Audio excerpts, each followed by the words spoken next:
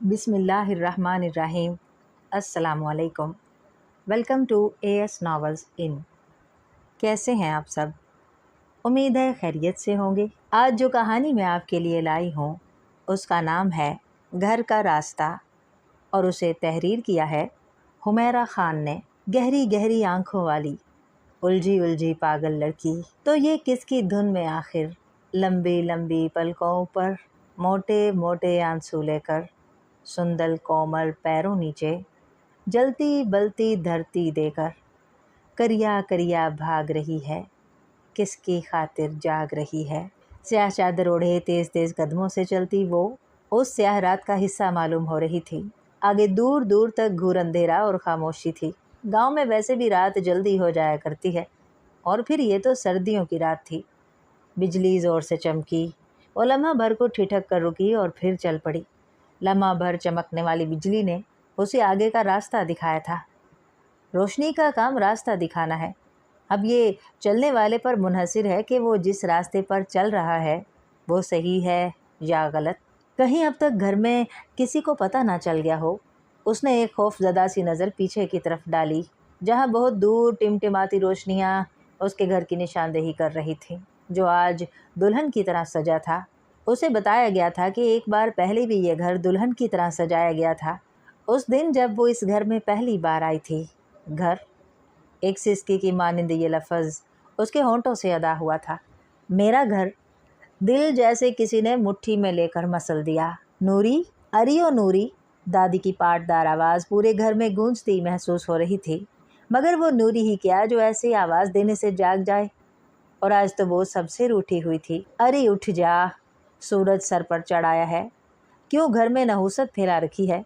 दादी ने आखिरी हरबे के तौर पर रज़ाई उस पर से खींच ली। क्या है दादी, सोने क्यों नहीं देती हो? मैंने कौन सा कॉलेज जाना होता है जो सुबह सवेरे जागूं? नाराज़ लहजे में बोलती वो अब आखिर उठ बैठी। देख मेरी शहज़ादी, अब ये नाराज़ी ख़त्म कर। मैंने तुझे पहले भी समझाया है, तेरा शहर जाकर कॉलेज पढ़ना मुमकिन नहीं। दादी को जब उस पर बहुत प्यार आता, जो कि अक्सर आया ही रहता था, या उसकी किसी बेजा ज़िद पर समझाना होता, तो वो उसे शहज़ादी कहकर मुखातिब करती। क्यों मुमकिन नहीं? और लड़कियां भी तो पढ़ती हैं ना कॉलेज में, तो फिर मैं क्यों नहीं? वो ज़िद्दी लहजे में बहस पर उतर आई। बस इतना समझ ले मेरी धी, ये नहीं हो सकता। तेरा अब्बा किसी सूरत नहीं मानेगा, और फिर बरादरी को क्या जवाब देंगे? बहुत पढ़ लिया पुत्र, 10 जमातें बहुत होती हैं। कहती हूँ आज तेरे अब्बे से कि कोई अच्छा लड़का देखकर तेरे हाथ पीले कर दे। उसकी नाराज़ी देखते हुए दादी ने प्यार से उसके बाल संवारते हुए कहा, अच्छा लड़का? वही चाचे करमदीन का बेटा अफजल, या मासी बरकत का भांजा फखरू? मुझे नहीं करनी ऐसे जाहिलों से शादी। निखवत से कहती दादी का हाथ झटकती वो सहन की तरफ बढ़ी। कमली है, बच्ची है अभी, अच्छा बुरा नहीं समझती, समझ जाएगी। पीछे दादी शफकत से मुस्कुराती खुद ही सोचे जा रही थी। मुराद अली अपने माँ बाप की इकलौती औलाद था। थोड़ी बहुत ज़मीनें थीं, बस गुजारा चल रहा था। वो अपनी ज़िंदगी से मुतमईन था। सब कुछ था उसके पास, इज़्ज़त, घर, एक बावफा ख्याल रखने वाली बीवी और दिन रात दुआएं देने वाली माँ। बस एक ही चीज़ की कमी थी, और वो थी औलाद। शादी हुए 10 बरस होने को आए थे, मगर अब तक वो इस नेमत से महरूम था। नादरा के बहुत बार इजाज़त देने, इसरार करने के बावजूद वो दूसरी शादी के लिए रज़ामंद न था, और ये यकीन किए बैठा था कि एक दिन अल्लाह उसे इस नेमत से भी नवाज देगा, और उसका यकीन गलत नहीं था।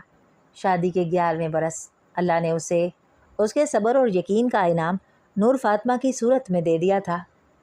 एक तो इतने इंतज़ार के बाद अल्लाह ने ये इनाम अता किया था, इसलिए भी सभी की लाडली थी, और दूसरे उसकी मनमोहनी सूरत हर देखने वाले को अपने शहर में जकड़ लेती।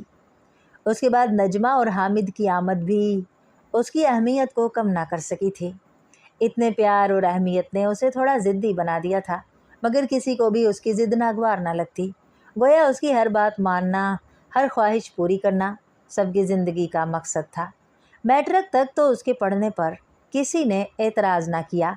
बरादरी वालों ने बहुत कहा कि इतना पढ़ा कर क्या करना है, लड़की ज़ात है, लेकिन नूर फातिमा की ख्वाहिश के आगे पूरी बरादरी कोई अहमियत ना रखती थी, मगर अब मामला दूसरा था। लड़की ज़ात को खुद से दूर शहर भेजने को किसी का भी दिल ना मानता था, और दूसरे सबका ख्याल था कि अब उसकी उम्र हो गई है कि इसकी शादी कर दी जाए। रिश्ते तो बहुत पहले ही से आना शुरू हो गए थे, सो अब सिर्फ फैसला करना था। लेकिन वो सबकी लाडली एक ही ज़िद लगाए बैठी थी कि शहर जाकर कॉलेज में पढ़ना है। बहते आंसुओं से सामने का मंजर धुंधला गया तो वो चौंकी। वो तो बस एक लम्हे को घर की तरफ देखने को मुड़ी थी, लेकिन फिर खो गई। उफ, पता नहीं कितना वक्त गुजर गया, कहीं वो मायूस होकर चला ना जाए। खुद को संभालते हुए उसने तेज़ी से चलने की कोशिश की। अंधेरे में देख ना सकी और एक पत्थर से टकरा कर लड़खड़ा गई। आह, बेख्तियार पाँव पकड़ के बैठ गई। कितनी बार कहा है शहज़ादी, देख के चला कर। लग गई ना ठोकर। दादी की आवाज़ इतनी वाजिया थी जैसे अभी पास आकर पाँव सहलाकर बोली हो, मगर वो वहाँ कहीं नहीं थी। आंसू भरी आंखों से चारों तरफ देखती वो आंसू पीने की कोशिश कर रही थी, सिसकियों को रोक रही थी। ना जाने चोट ज़्यादा तकलीफ़ दे रही थी या पीछे रह जाने वालों का ख्याल। दूर नजर आते घर के सहन का एक दिन फिर यादों के फलक पर रोशन हो रहा था। कितनी बार कहा है शहज़ादी, देख के चला कर। लग गई ना ठोकर। दादी उसका पाँव सहलाती बड़ी तशवीश से कह रही थी, और ज़रा सी तकलीफ़ पर दादी के इस तरह परेशान होने पर वो तमाम तर नाराज़गी के बावजूद मुस्कुरा दी थी। दादी, बड़े लाड से दादी के गले में बाजू डालते उसने दादी को पुकारा था। हाँ, दादी की पूरी तवज्जो उसके ज़ख्मी हो जाने वाले पाँव पर थी। बहुत प्यार करती हो ना मुझसे? अब के दादी ने उसकी तरफ देखा और मुस्कुरा दी, जैसे कोई बड़ा किसी छोटे बच्चे के बेवकूफ़ाना सवाल पर मुस्कुरा दे, और फिर से अपनी तवज्जो उसके ज़ख्मी पाँव की तरफ कर दी। बताओ ना दादी, मुस्कुराहट के जवाब में वो झुंझला के बोली थी। क्या बताऊँ? झल्ली ना हो तो ये भी कोई पूछने की बात है? तू तो मेरी जान है, तेरे ही दम से तो इस घर में रौनक है, नूर है, और हमारी ज़िंदगी में खुशी है। इस बार दादी ने उसकी तसल्ली को बड़ी तफसील से जवाब दिया। तो दादी, इतना प्यार करते हैं सब मुझसे, तो मेरा एतबार क्यों नहीं करते, मेरी बात क्यों नहीं मानते? मुझे शहर जाकर पढ़ने की इजाज़त दिलवा दो ना दादी, प्लीज़। वो फ़ौरन मतलब की बात पर उतर आई। एक बार कह दिया ना नूरी कि ऐसा नहीं हो सकता, तेरा बाप नहीं मानेगा, और वैसे भी 1-2 दिन में तेरी शादी की तारीख तय करने का सोच रहे हैं फ़ख्रू के साथ। अब इस पढ़ाई को जहन से निकाल और अपने घर जाने की तैयारी कर पुत्र। ज़रा गुस्से से बोलती दादी आखिर में फिर नरम लहजा अपनाते हुए उसे समझाने लगी। और यह ख़बर ही उसके लिए बहुत शॉकिंग थी कि उससे पूछे बिना उसकी ज़िंदगी का सबसे बड़ा फ़ैसला होने जा रहा था, और ये उस लड़की के साथ हो रहा था जिससे छोटी से छोटी बात में उसकी राय लेना, उसकी पसंद नापसंद का ख्याल रखना ज़रूरी समझा जाता था। नूरी आज क्या खाएगी, नूरी आज क्या पहनेगी, नूरी को बारिश में नहाना, घंटों बाग में तन्हा बैठकर शायरी पढ़ना अच्छा लगता था। कौन सी बात थी जो उसके घर वाले नहीं जानते थे और जिसका ख्याल नहीं करते थे, और ज़िंदगी के सबसे बड़े फ़ैसले में उससे पूछना तो दूर, उसे बताना भी ज़रूरी नहीं समझा गया था। एक तरफ तो आगे ना पढ़ने का गम, और दूसरी तरफ फ़ख्रू के साथ शादी जैसी खबर। यकदम दादी का पुरशफ़क़त चेहरा एक अजनबी चेहरे में ढल गया। वो सब जिनकी वो जान थी दूर खड़े गैर गैर से लगने लगे। मेरी शादी, और वो भी फ़ख्रू के साथ? नहीं, मेरे साथ ऐसा नहीं हो सकता। अभी तक उसे यकीन नहीं हो रहा था कि ये सलूक उसके साथ होने जा रहा है। इस खबर ने उसे गुमसुम कर दिया और उसके अंदर की ज़िद्दी लड़की को जगा दिया था। ऐसा नहीं था कि फ़ख्रू में कोई बुराई थी।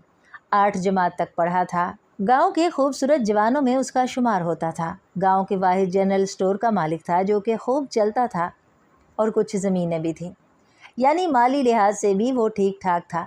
गांव की कितनी ही लड़कियां उसके ख्वाब देखती थीं, मगर बस नूर फातिमा के ख्वाबों के शहज़ादे जैसा ना था। एक तरफ तो वो उसको पसंद नहीं था, और दूसरी तरफ घर वालों के रवैये ने उसे बहुत ज़्यादा दुखी कर दिया था, जो बचपन से लाड उठाते उठाते अब एकदम से वही रिवायती घर वाले बन गए थे, जिनके लिए इस बात की कोई अहमियत ना थी कि वो क्या चाहती है, क्या सोचती है। हो सकता है अगर उसे प्यार से समझाकर اعتماد میں لے کر شادی کا فیصلہ کیا جاتا تو وہ اتنی ہرٹ نہ ہوتی، لیکن ایسا نہیں ہوا تھا۔ ہر طرف سے ملنے والی محبت اور اہمیت اور بچپن سے ہونے والی تعریفوں نے جو ڈھیر سارے خواب اس کی آنکھوں میں سجا دیے تھے، اپنے ہم سفر کا جو خاکہ اس نے ذہن میں بنا لیا تھا وہ اس سے بالکل مختلف تھا۔ نور فاطمہ کے خوابوں کا شہزادہ تو بہت پڑھا لکھا، پینٹ کوٹ پہنے، خوبصورت لہجے میں خوبصورت باتیں کرتا تھا، اور یہ فخرو تو بالکل بھی ویسا نہ تھا۔ پھر زندگی کیسے کٹے گی؟ اپنے دل کا حال اپنی رازدار پروین کو سناتے ہوئے وہ رو پڑی تھی، جو اس کے لیے پریشان تو ہو سکتی تھی لیکن کچھ کر نہ سکتی تھی۔ اچھا، کچھ سوچتے ہیں، میں اماں سے کہوں گی تیرے گھر والوں سے بات کرے، سمجھائے، رب خیر کرے گا، سب ٹھیک ہوگا۔ میں تو اس لیے آئی تھی تاکہ تجھے شازیہ کے اپٹن کا بتا دوں، چلے گی نا؟ شاید وہ اسے بہلا کر دوست ہونے کا فرض ادا کرنے کی کوشش کر رہی تھی، ورنہ جانتی وہ بھی تھی کہ جب بات پکی ہو جائے تو کوئی کچھ نہیں کر سکتا۔ نہیں پروین، میرا کہیں جانے کا دل نہیں کرتا، بس تو چلی جانا، میرا کہہ دینا کہ طبیعت ٹھیک نہیں۔ یہ تو ٹھیک نہیں ہے نوری، دیکھ وہ ہماری سہیلی ہے، اسے کتنا برا لگے گا، اور پھر ایسے گھر میں رہ کر رو رو کر تو بھی بیمار ہو جائے گی۔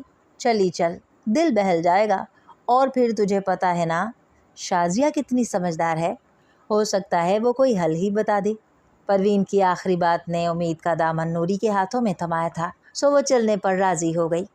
دوسری طرف پروین بھی مطمئن تھی، اس کے لیے اتنا ہی کافی تھا کہ کسی بھی وجہ سے مگر وہ جانے پر رضامند ہو گئی تھی۔ پروین اسے شازیہ کے کمرے میں چھوڑ کر جانے کہاں غائب ہو گئی تھی، اور وہ جو اپنی ہی پریشانی میں تھی جلد از جلد شازیہ سے بات کرنا چاہ رہی تھی، لیکن اس کی بہنیں، کزنز اور دوسری رشتہ دار لڑکیاں اس کے کمرے میں جمع تھیں، بات کرنے کا موقع نہیں مل رہا تھا۔ اسی الجھن میں وہ پروین کو دیکھنے کمرے سے باہر نکل آئی۔ صحن بھی لوگوں سے بھرا تھا، اتنے لوگوں میں پروین کو تلاش کرنا آسان کام نہ تھا۔ وہ واپس کمرے میں جانے کو مڑی تھی کہ ایک خوبصورت آواز نے اس کے قدم جکڑ لیے۔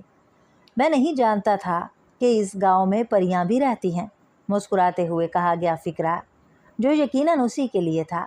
اسے غصہ دلا گیا، مگر کبھی کبھی ایسا ہوتا ہے نا کہ انسان کو ایسا لگتا ہے سارے الفاظ غائب ہو گئے ہوں یا ہونٹ سل گئے ہوں۔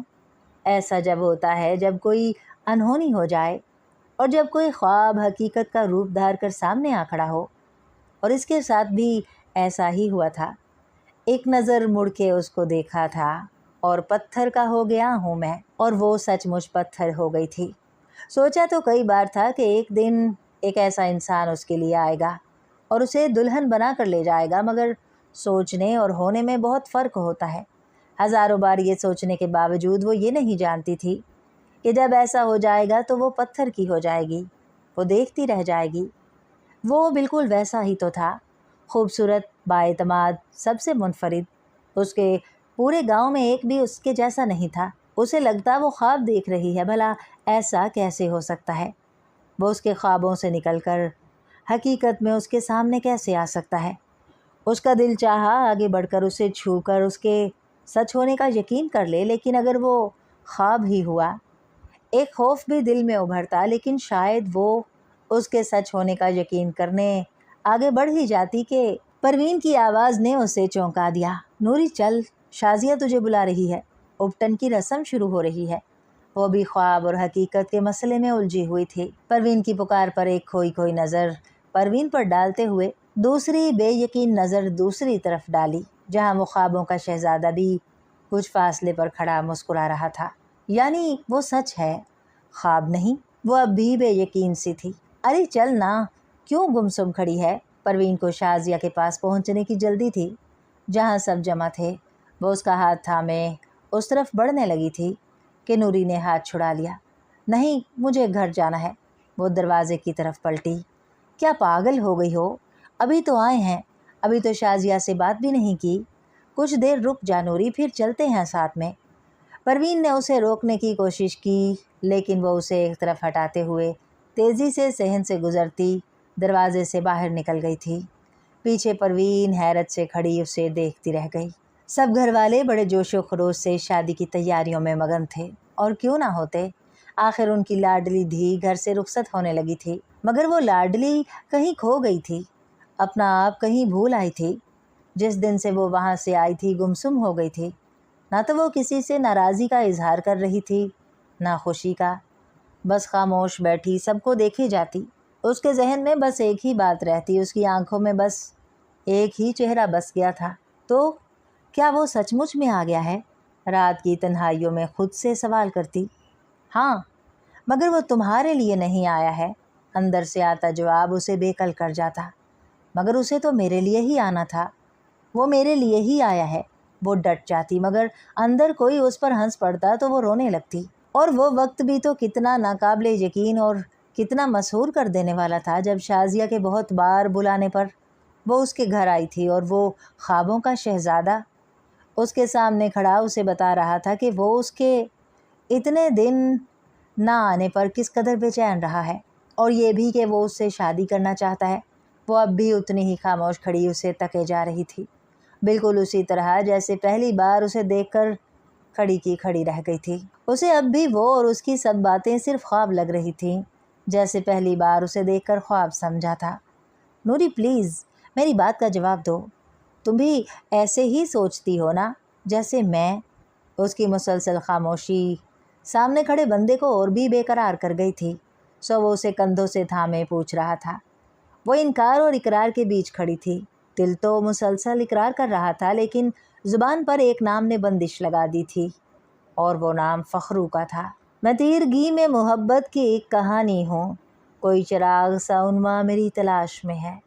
یہ کیسا خواب تھا، دھڑکا سا لگ گیا دل کو کہ ایک شخص پریشان میری تلاش میں ہے۔ جواب میں اس نے انکار یا اقرار کی بجائے فخرو کے بارے میں سب بتا دیا تھا، اور اب خاموش رہنے کی باری احسن کی تھی۔ کچھ دیر ان کے درمیان خاموشی رہی، پھر احسن نے جو کچھ کہا تھا اسے سن کر وہ سناٹے میں رہ گئی تھی۔ انکار کر کے پلٹ آئی تھی، مگر انکار کرتے سمے وہ نہیں جانتی تھی کہ وہ اس خوابوں کے شہزادے کے ہمراہ کتنا فاصلہ طے کر چکی تھی، مگر اب جان گئی تھی کہ وہ بظاہر تو پلٹ آئی تھی، لیکن حقیقت میں اپنا آپ اسی راستے پر چھوڑ آئی تھی۔ ذہن اور دل کی مسلسل تکرار میں کبھی ذہن جیت جاتا اور کبھی دل، مگر وہ ہار گئی تھی اور ہارتی ہی جا رہی تھی۔ جیسے جیسے اس کے دلہن بننے کے دن قریب آ رہے تھے وہ کمزور پڑتی جا رہی تھی، خود اپنے آپ سے ہار رہی تھی۔ میں احسن کی بات نہیں مان سکتی، وہ خود کو سمجھاتی۔ کیوں نہیں مان سکتی؟ دل بحث پر اتر آتا۔ کیونکہ میں اپنے گھر والوں کو اس طرح بے عزت نہیں کر سکتی۔ وہ مجھ سے کتنا پیار کرتے ہیں۔ پیار؟ وہ تم سے پیار کرتے تو ضرور تمہاری پسند کا خیال کرتے، اس طرح تمہارے خوابوں کا خون نہ کرتے۔ دل اس پر ہنستا۔ بچپن سے اب تک میری ہر بات مانی گئی ہے، سب سے زیادہ میرا خیال رکھا گیا ہے، اسی لیے نا کہ سب مجھ سے پیار کرتے ہیں۔ وہ مزید تعویلیں دینے لگتی۔ تم سے پیار کر کے کسی نے تم پر احسان نہیں کیا، سبھی ماں باپ اپنے بچوں سے پیار کرتے ہیں، اور پھر سوچو تم نے تو ان کی گود بھر دی تھی، ان کی ویران زندگی کو خوشیوں سے بھر دیا تھا، تو اس کے بدلے میں اگر انہوں نے پیار کیا تو کیا بڑا کام کیا۔ اور یہ بھی تو دیکھو کہ زندگی تمہاری ہے، اس کا فیصلہ کرتے ہوئے کسی نے تم سے پوچھا تک نہیں، کیا تم اسے پیار کہو گی؟ دل پوری طرح بغاوت پر آمادہ تھا، اور مہندی کی رات وہ دل سے پوری طرح متفق ہوتے ہوئے فیصلہ کر بیٹھی۔ نادان لڑکی نہیں جانتی تھی کہ اعتبار توڑ کر جانے والے کبھی قابل اعتبار نہیں سمجھے جاتے، اور ہمیشہ ہمیشہ کے لیے یہ لفظ ان کی زندگی سے نکل جاتا ہے جیسے وہ خود کسی کی زندگی سے نکل جاتے ہیں۔ تجھ کو یہ معلوم نہیں کیا، تجھ جیسی نہ جانے کتنی گہری آنکھوں والی، کیسی کیسی سندرتا کے ڈھیر خزانے لے کر نکلی، لیکن پھر بھی اس رستے سے منزل تک پہنچانے والا ہر ایک ساتھی جھوٹا نکلا، ایک ایک آشا دشمن نکلی، ایک ایک سپنا دھوکا نکلا، سچا ہر ایک خدشہ نکلا۔ بادل زور سے گرجا اور اسے خیالات کی دنیا سے باہر لے آیا۔ شاید بارش ہونے والی ہے، مجھے جلد از جلد چلنا چاہیے، وہاں جہاں کوئی میرا منتظر ہے جو مجھ سے پیار کرتا ہے، سچا پیار جسے میری پرواہ ہے اور ضرورت بھی۔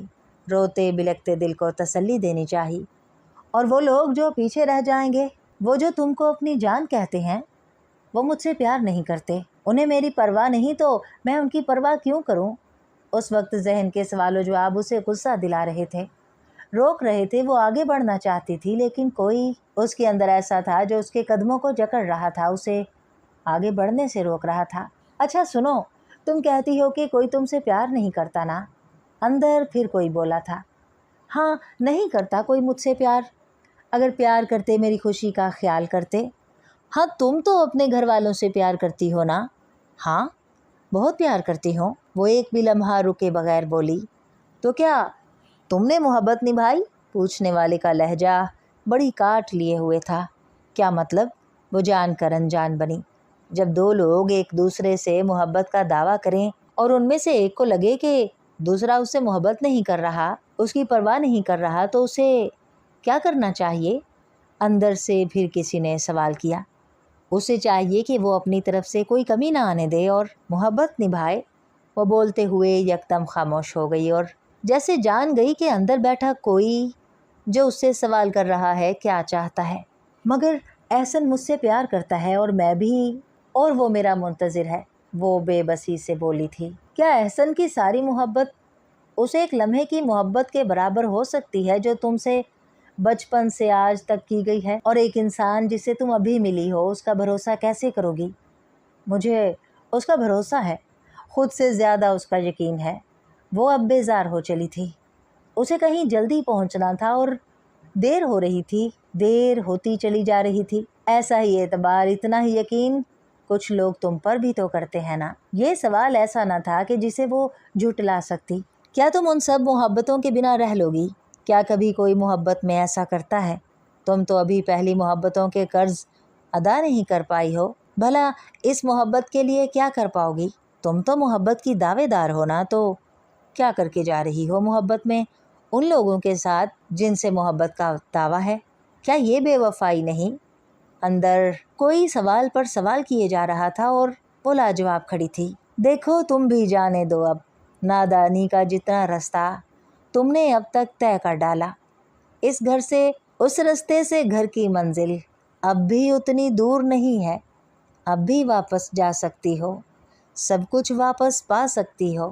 اب بھی گر تم نادانی کے اس رستے سے گھر نہ پلٹیں تو پھر ایک دن ایسا ہوگا، سندر آنکھیں مر جائیں گی، پلکیں خون سے بھر جائیں گی، جان لبوں پر آ جائے گی، تن کے سارے اجلے پن کو گھور مسافت کھا جائے گی۔ اس دن پھر تم چلاؤ گی لیکن کچھ نہ حاصل ہوگا، سارے لمس کے بھوکے ساتھی پنکھ لگا کے اڑ جائیں گے، تم رستے میں رہ جاؤ گی، جس کے پیچھے ڈر کی گہری دلدل ہوگی، آگے غم کا جنگل ہوگا، سر پر گہرا بادل ہوگا۔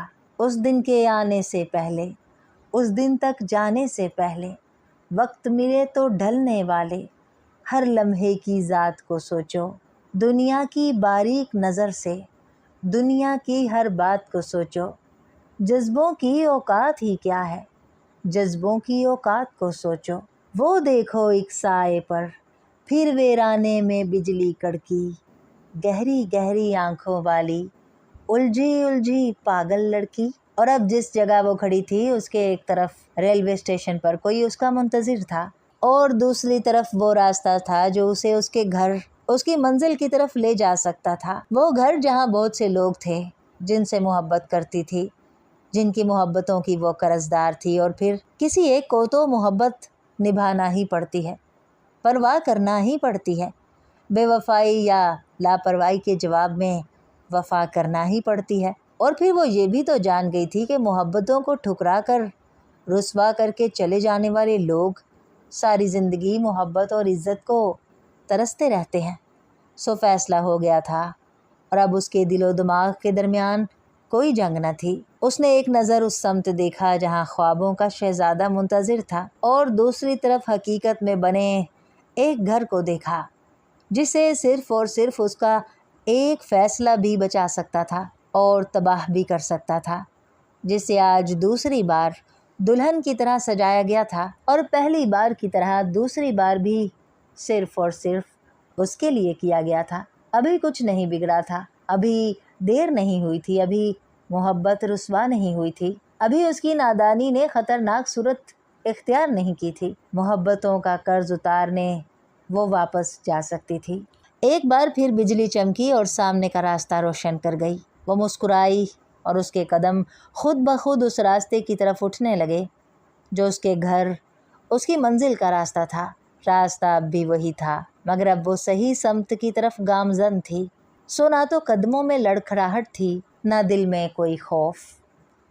ڈیئر لسنرز، امید ہے آپ کو یہ شارٹ سٹوری پسند آئی ہوگی۔